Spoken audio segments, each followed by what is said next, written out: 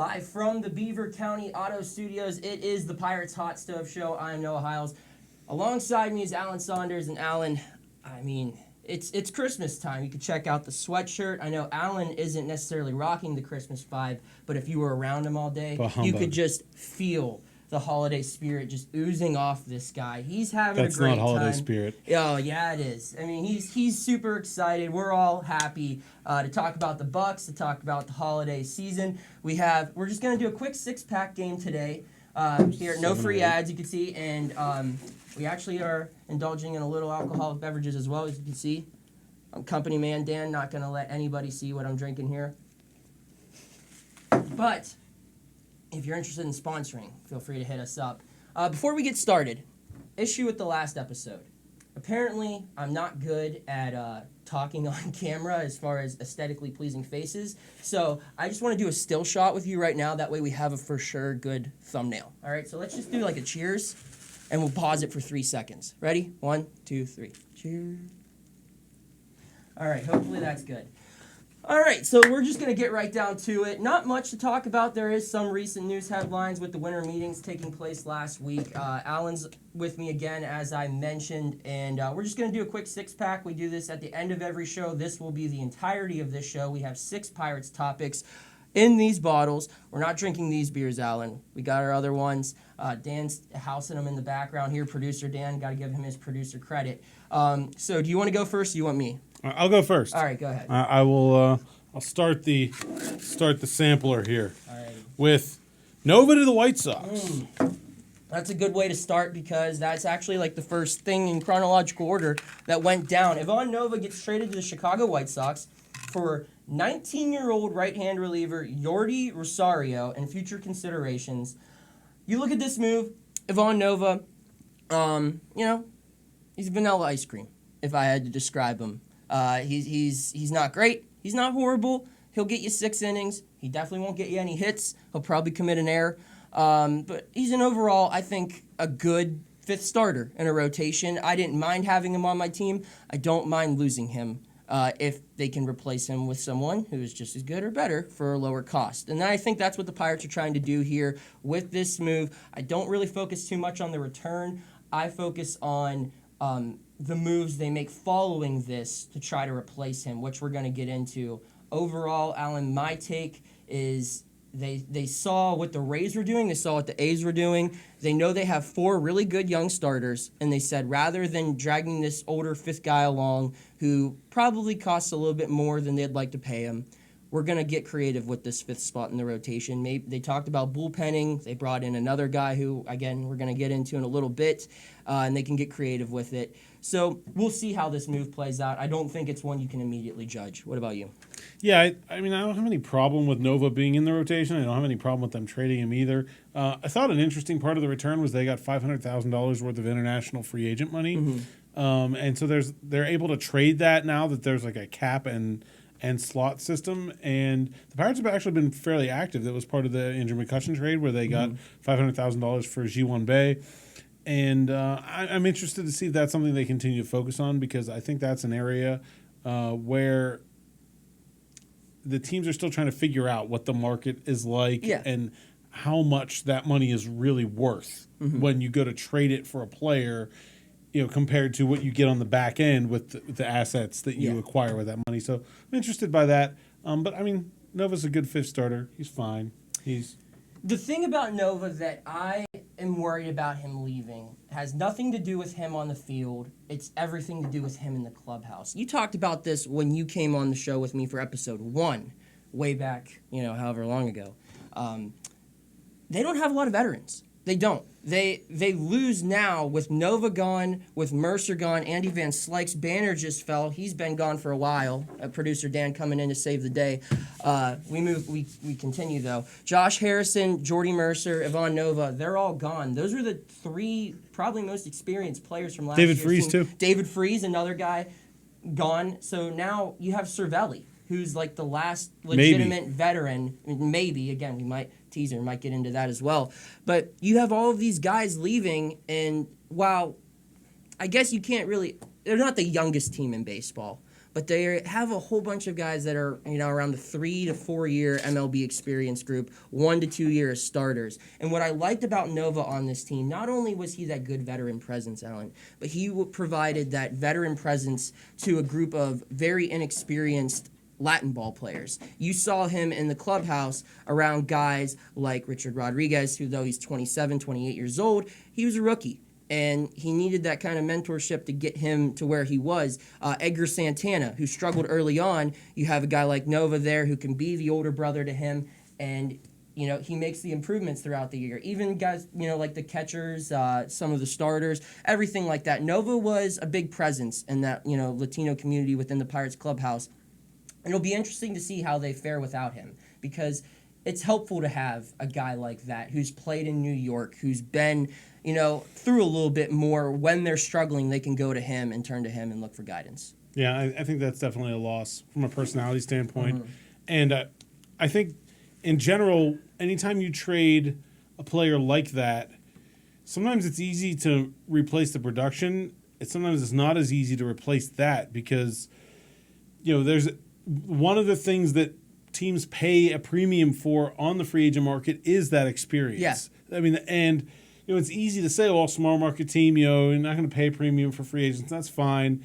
But I think that is something that the Pirates have lost as they've traded away or moved on from, players like, Russell Martin, for example. AJ Burnett. Yeah. And then, it takes some time to rebuild those relationships. The relationships, the people in the clubhouse. So I think he's able to be replaced, but it still needs to be an active process. Yeah. They're not just fine without him. And yeah, by no means is Ivan Nova giving a win one for the Gipper speech before every game, but just to have that guy to keep things loose. I mean, I would say he was probably one of the top 5 most talkative guys in that clubhouse last year, just joking around, playing dominoes, just messing around with the whole group. And that chemistry, you see that when teams do well. I mean, as silly as it is, you look at when the Pirates did the Zoltan thing or something like that. That creates momentum within a clubhouse, and when they start to believe in one another, you see progress moving forward. And guys like that, while they might not contribute as much on the field, they're very valuable for what they do off the field in the clubhouse. So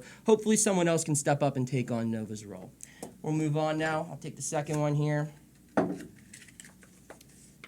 All right, this is a little bit of a creative one, Alan. Give me your Pittsburgh Pirates New Year's resolution heading into 2019. Oh, man. My Pittsburgh Pirates New Year's resolution is to get stickier tape for Andy Van Slyke. Oh, man. And we got Andy made an appearance as well on the bobblehead of the show. Great bobblehead giveaway. So I think my New Year's resolution for the Pirates would be to do a better job of explaining to their fans what their plan is and getting people on board with what their ideas are. I think Neil Huntington's an extremely smart guy. I think he's an underrated general manager. He's obviously saddled by a payroll that is not equal to the teams he's competing against. But I don't think he always helps himself when it comes to explaining what he's trying to do in language that the average fan can understand and get behind. It's not just saying words that make sense, but he's got to sell it. It can't just be, here's what we're going to do. He's got to put it out there in a way that the fans are going to buy it into it. Neil Huntington reminds me of a math teacher who is very good at math. You can tell he knows the subject that he's teaching, but he lacks at times the communication skills to really get his point across. I know we've all had, maybe it was science, or I'm sure as all of us, media people, we were more interested in the writing and the history subjects rather than science or math. And we've had those courses where our interest might not be there. We could tell the professor or the teacher knows what he's talking about, but he's not able to portray it to the audience. And at the end of the day, if you can't sell the players, if you can't sell the fans on what you're doing, then you're going to be fighting an uphill battle. And that's what we've seen from this franchise when they make moves like the McCutchen trade, which at the end of the day, you look back at it now, brilliant move. I mean, they were able to replace him with Dickerson in the outfield, who was very productive this year. They got a guy like Kyle Crick, who's one of the best 8th inning guys in baseball last season, It ended up being a very good trade, but it had such a negative stigma about it when the move was made because the Pirates, year in and year out, have such an inability to really be able to break down these moves and make the common man or woman understand why they did what they did. They just kind of go with the, we're smart, you're dumb, shut up and watch us play. And that's not a good way to go about your business and any type of business, not just baseball. My New Year's resolution, it was along the same lines of yours. It was just have a better sense of reality when it comes to fans. They need to get a little bit more in touch as a franchise with their consumers. I had the privilege of going to an Oakland A's game this past summer. It was on Memorial Day when they played the Yankees. It was a big atmosphere. And I don't know if you live under a rock or not, Alan. I'd assume not. But most people know the Oakland A's stadium is a dump. It is not aesthetically pleasing at all. Pittsburgh fans have learned that in a very real way this year. You know, Chris Boswell definitely learned it. And so did Ben with those X-rays that still haven't come in yet, apparently. But I went to the Giants game the day before, and AT&T Park, one of the nicest parks in the country. It felt very reminiscent of going to Pirates games. I watched two teams, the Giants and the Mets, who were out of playoff contention in a September baseball game, and everyone, watched a mediocre game that no one really cared about that was playing in. We all walked away happy with our Sunday giveaway pair of Buster Posey socks. That's how it felt growing up as a Pirates fan. I watched a good game in a nice ballpark, but in reality, it had no meaning behind it. The next day, I went to an A's game in a crappy stadium. And as someone who goes to different stadiums, you kind of go there for the ballpark. But in reality, I enjoyed it because the A's have such a good sense of how to make the fan experience great. And that's what the Pirates really need to start focusing on again, as far as ticket prices, as far as, maybe lowering the prices of food. They need to figure out ways to get fans back into the ballpark. And that doesn't necessarily mean going out and getting Manny Machado. They can find other ways to do it. That would help. But there's got to be other ways to do it. And they've got to figure out how to make that experience great because, I've been to Heinz Field for playoff games. I've been to Stanley Cup games at the Paint Can for the Penguins. But when PNC Park is bumping on a summer night, it's something unlike anything I've ever experienced. When all the Jolly Rogers are waving, it's fun. And they need to find ways to capture that atmosphere on a more regular basis. Moving on. I've got Jordan Lyles signs 1-year deal. Jordan Lyles, this was the corresponding move to Ivan Nova being traded. You could say maybe, because my reason I say that is because they talked about. We don't know because they talked about a bunch of things. They haven't done a very good job of selling their plan. They really haven't. But in what they have talked about, I think the X factor is Jordan Lyles and what they do at this fifth spot. They want to either let him compete for it. It'll probably be either him, Brault, Nick Kingham, whoever, they choose. And if they don't decide to go with a traditional fifth starter, they've also talked about bullpenning. Now, I have some numbers here from Jordan Lyles. If you're going to use him as a starter, these numbers were, researched by my good friend Alex Stump. I want to give him a shout out for finding this stuff. In his last 3 years, used as a starter, 18 starts, 680 earned run average, 5.06 FIP, a 7.4 K9. That's bad. Not great. If you're not good at baseball numbers, that's bad. We're going to do what Neil Huntington doesn't do and give you just bare bones facts. Not great, folks. But as a reliever this past season, 40 2/3 of an inning, 3.32 ERA, 3.11 FIP, and a 9.7 K9. That is not bad. I mean, that's good. That's good. I mean, that'll suffice. And so there's a lot of different ways they can try to use Jordan Lyles. I think the simplest way would just be he replaces Edgar Santana, who's going to be out with Tommy John surgery this year. Or they could get creative. They could try to use him as a reclamation project. They really haven't had a successful reclamation starter in a while. Nova, I guess, kind of. Nova, I guess. I mean, before that, I get like when they had that run of three playoff appearances in a row, and even a little bit before that, it seemed every guy that they were signing, more often than not, I guess, would be a good, successful reclamation starter. They kind of lost touch with that. Maybe they get that with Jordan Lyles. I would prefer to see him used in the bullpen, maybe even as an opener. I'm not thrilled with the move. It's kind of very similar to every other move they've made this offseason, which is low risk, high reward. which makes sense given their payroll standards. But it'll be interesting to see how it plays out. Yeah, I think the one thing that really stood out to me was the second half of last year. He really started to emphasize his curveball more, and he's throwing his four-seamer more than his two-seamer.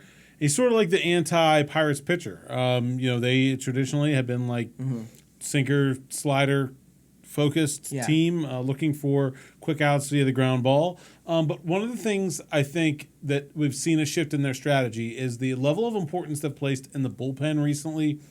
You look at the trade last year, Chris Archer, great player. I think to me, the fact that they already had Felipe Vasquez, they already had Kyle Crick, they already had Richard Rodriguez playing really well, they already had Edgar Santana playing really well, they still went out and got Keo Nikela. Yeah. That to me says they're serious about shortening the game for their starting pitchers. They do not want their starting pitchers 3 times through the order. Yeah. They want to shorten and if you shorten your game for the starting pitcher, then quick outs via the ground ball no longer need to be a priority. Right? So if you're going to have 5 innings that are just locked down at the back of your bullpen, then you can have a starter that takes a lot of pitches to get through the first 5 innings. Like, that's fine.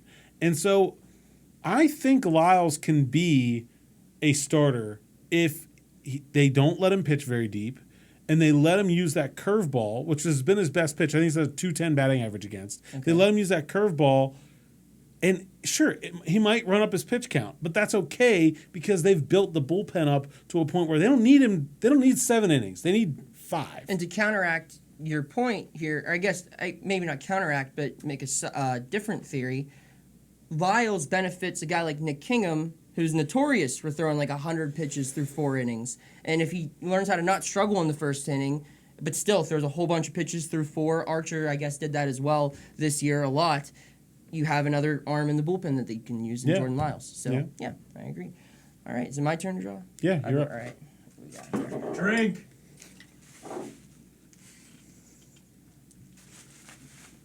The things I do for the art.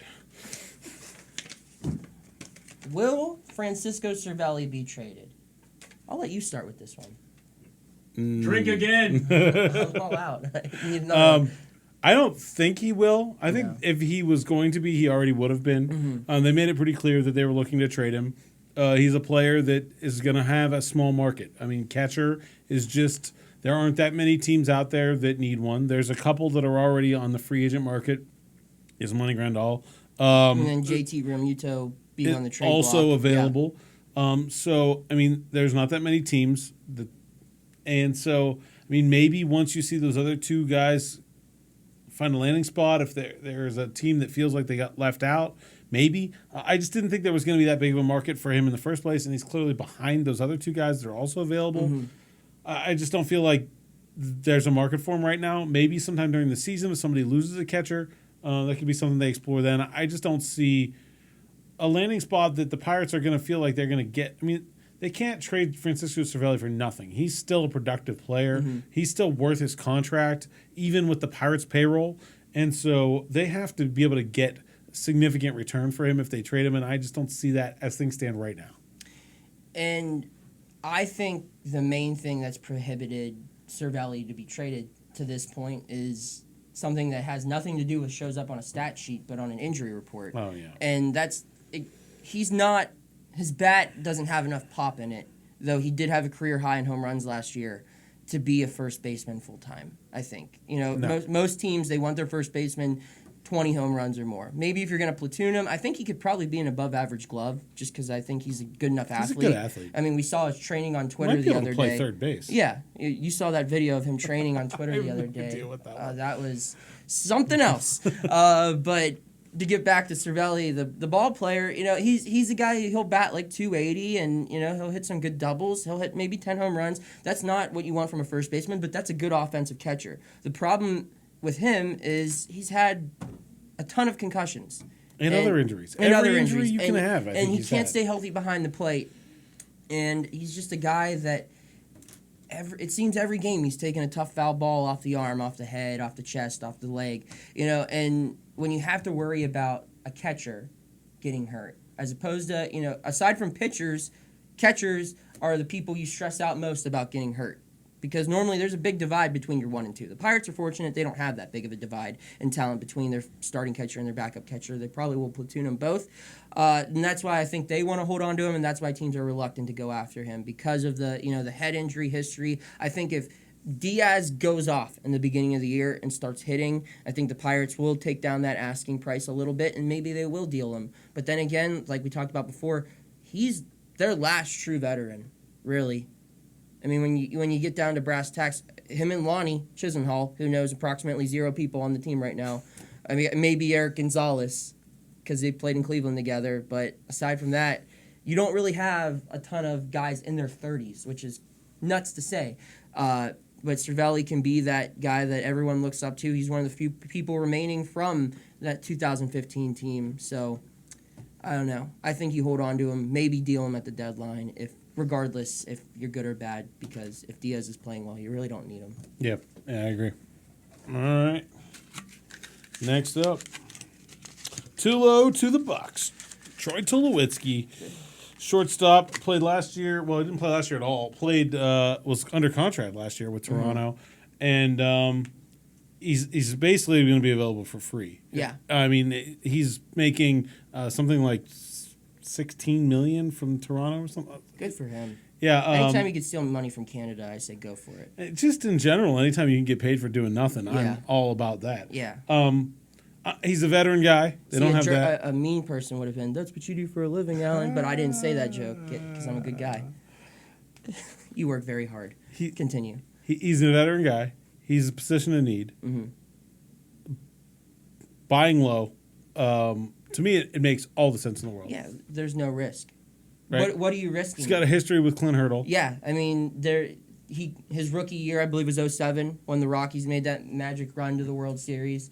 Hurdle was his first manager. He's coming here. I would say out of all the teams that he could probably start for, the Pirates are probably the most talented on that list. Yeah. Where if he's going to start for anywhere else, he's going to a team that's in a rebuild, and they want him strictly for his veteran presence. But the Pirates would want him in hopes that he could be a middle-of-the-lineup hitter eventually. I don't think that they originally start him out as that. I think they take him into spring training and he proves himself. And if he comes out, especially with Polanco out to start the year, this is a guy you could bet maybe 5th, maybe even 4th if you're feeling crazy. But no, I love the Tulowitzki situation that they have. If they were to bring him in, you're looking at the shortstops they have behind him. On the MLB roster, it'll more than likely be Newman and Gonzalez. Those guys, they need a little bit of veteran mentor. Well, neither of them are good can enough hit the way that you would like to. The way you need at the shortstop. Oh yeah, position. and Tulowitzki provides that, and he also provides that mentorship where I can't think of another shortstop in the game today that has played as long and has played in as many meaningful games as Troy Tulowitzki. He's been to a World Series. He's been to back-to-back ALCS appearances. He's been an All-Star. If nothing else, you sign him, and if he stinks, you can DFA him in July, like you've seen them do. It's not going to cost anything. It's not going to cost you a dime. I mean, he's going to be making less than Colin Moran and whoever else. So I think this is a no-brainer if they can land him. It's I think very similar to kind of like bringing in Jung Ho, except a lot cheaper. You hope you could get what you got from him in 2015. And if he doesn't match that production, maybe, he provides a little bit of knowledge in the clubhouse. And if he's still not producing by the trade deadline, you DFA him, you get rid of him, and you replace him with someone via and you trade. bring up Cole Tucker. Oh, you bring up Cole Tucker. Well, my thing is, if he's not producing and the team's doing well, that probably means that one of the guys beneath him, either Newman or Gonzalez, are doing well. Yeah. And then you don't need to worry about him. Or if they're not doing well, that doesn't matter. Yeah. Just get the young guys playing time. I don't see a flaw with this. I mean, aside from maybe a couple Yinzers being like, we just signed Troy Tulowitzki and not realizing, the last 2 years he's played like 60 baseball games. But I think he would sell tickets too. Yeah, I don't really so. see a problem with it would be a gesture of goodwill. I think fans would appreciate it. Yeah, I agree. All right, final topic here as we wrap up the show. We have nothing Pirates related. Are the Cardinals now the top dog in the National League Central? The Cardinals missed the postseason back-to-back years. You hate to see that. Hate to see it. But they went out, like last offseason, they made some moves. This year, they make even bigger moves. They signed arguably the best first baseman of all, or they didn't sign, they traded for the best first baseman in all of baseball, arguably, Paul Goldschmidt. They get him from the Arizona Diamondbacks. And then today they just announced they signed Andrew Miller on a 2-year deal. And Miller is coming off, a year where he struggled with injuries, but not too long ago, Andrew Miller was the most dominant weapon in all of baseball. Not out of a bullpen, not from a pitching staff, but just in all of baseball. You saw him pretty much trailblaze what you're seeing now through bullpenning, where Francona would bring him in the 4th through the 9th anytime to get big outs. And he was a workhorse. And maybe because of that, he's not going to be, hopefully for the Pirates' sake, he won't be the same player that he was in Cleveland in 2016. But, on paper right now, the Cardinals are looking really good. They had bullpen struggles last year, and they addressed that with Miller. They get a dominant lefty, and they get the best first baseman in baseball. They had a really good first baseman last season with Matt Carpenter. They just add another dynamic bat to their lineup. Are the Cardinals the favorite to win the Central now? Or is it still the Brewers? Is it the Cubs, who you can never count out? Who do you like? I think I like the Cardinals, and I'm not even sure I like it because of the free agent signings. I like it, I think, because of what they did down that stretch of last season with young guys. Like they Harrison really revived. Bader and Yeah. Jack Flaherty that were young players that really seemed to turn it on. Miles Mikolas. Yeah, I mean, I think that is the key, is that you've got to have those players that are still under their first contract, that are being big-time producers. That's sort of the link that is going to bind any of these teams. The Cardinals are not a big market. They spend like a big market team. St. Louis isn't really a big market. They're not the Cubs. They cannot go out there and blow $100 million on a guy that doesn't play and have it not affect them. They need those players, and I think right now they have them. I think they're in a really good place coming into this season. I think they are too, and I think that as soon as they fired Matheny, everything kind of rectified itself. It all got better. Shocking. Yeah. I like Matheny. I like his book. Wrote a great book. I don't know if you read it. I have not. It's very good. But anyway, that's a free plug for him. But yeah, I think the Cardinals, I wouldn't necessarily crown them the champs or anything yet. I think the Cubs are always going to be the favorite, but the Cardinals are a force to be reckoned with, if you will. I don't really see any moves the Brewers made to get better. I think the Pirates have gotten maybe a little better. Maybe they gained one win in the moves they've made so far. The Cubs really haven't done much. The Cardinals have been probably the most active team this offseason as far as notable moves. Most active, I guess, goes to Seattle, but not in a good way. So I guess that will be everything. We're empty now. Gotta go down to the corner and refill, I guess. Alan, any final thoughts? None. All right. Well, I will wrap up the show saying Merry Christmas to all. Thank you for tuning in. As always, be sure to share, rate, subscribe, do all the good stuff. Spread the holiday joy via social media or however you would like, maybe even word of mouth. You just tuned in to episode 3 of the Pirates Hot Stove Show on Pittsburgh Sports Live. Thanks.